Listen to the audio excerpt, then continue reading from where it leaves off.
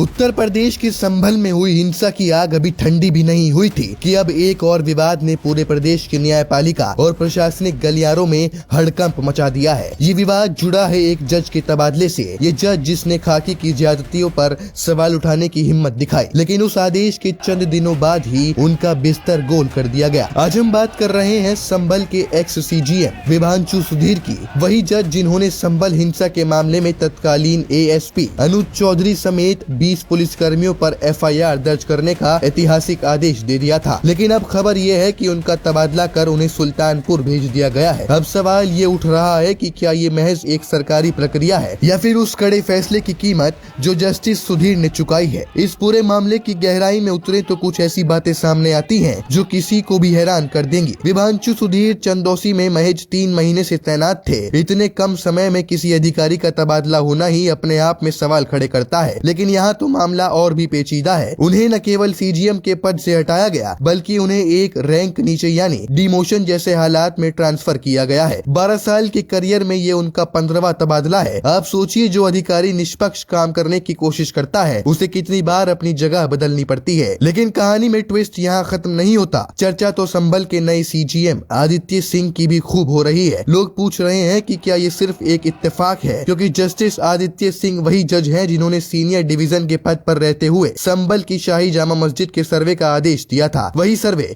जिसके बाद 19 नवंबर को तनाव शुरू हुआ और 24 नवंबर को हिंसा में 4 लोगों की जान चली गई। अब जिस जज ने सर्वे का आदेश दिया उन्हें जिले की पूरी न्यायिक कमान सौंप दी गई है और जिसने पुलिस पर कार्रवाई की बात कही उन्हें बाहर का रास्ता दिखा दिया गया।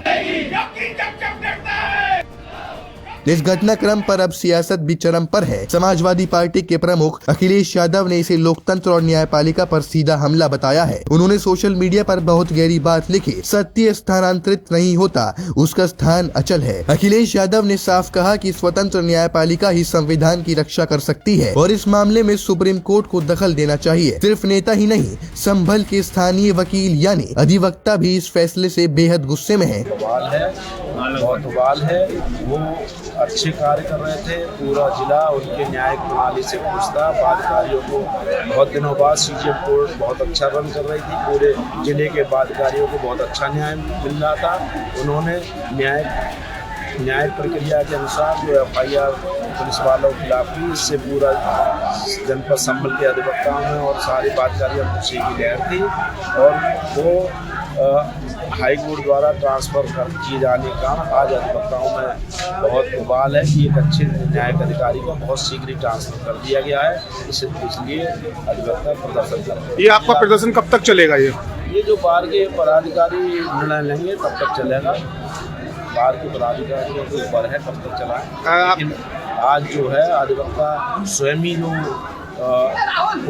जो उनमें न्यायिक अधिकारी का आसन में ट्रांसफर किए जाने के कारण अधिवक्ताओं में बहुत ही जो है आज निराशा हुई है, आक्रोश है।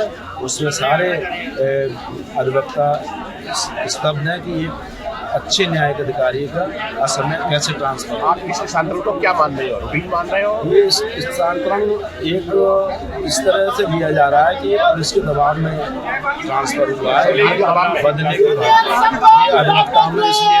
कोर्ट परिसर में माहौल गरमाया हुआ है। वकीलों का कहना है कि अगर निर्भीक और ईमानदार जजों के साथ ऐसा व्यवहार होगा तो सिस्टम में जनता का भरोसा कैसे बचेगा। आपको याद दिला दें कि जस्टिस विभांशु सुधीर ने आखिर किया क्या था। संभल हिंसा के दौरान एक युवक को गोली लगी थी, जिसके पिता की याचिका पर सुनवाई करते हुए उन्होंने तत्कालीन CEO अनुज चौधरी और 20 पुलिस कर्मियों के खिलाफ केस दर्ज करने का आदेश दिया था। यही नहीं, इससे पहले 24 दिसंबर को भी उन्होंने एक पुरानी मुठभेड़ की फर्जी करार देते हुए 13 पुलिस कर्मियों पर कार्रवाई की थी। साफ है कि वो पुलिस के गलत कामों के खिलाफ लगातार कड़े फैसले ले रहे थे। अब अंत में सवाल आप सबसे है, क्या आपको लगता है कि जस्टिस विभांशु सुधीर का ये तबादला सिर्फ एक रूटीन प्रोसेस है या फिर उन अधिकारियों के लिए एक संदेश है जो सत्ता और सिस्टम के खिलाफ जाकर सच का साथ देने की कोशिश करते हैं? अपनी राय कमेंट बॉक्स में जरूर बताइएगा। क्या वाकई 2026 के भारत में न्याय करना इतना मुश्किल हो गया है? बाकी तमाम बड़ी और निष्पक्ष खबरों के लिए हमारे साथ जुड़े रहिए।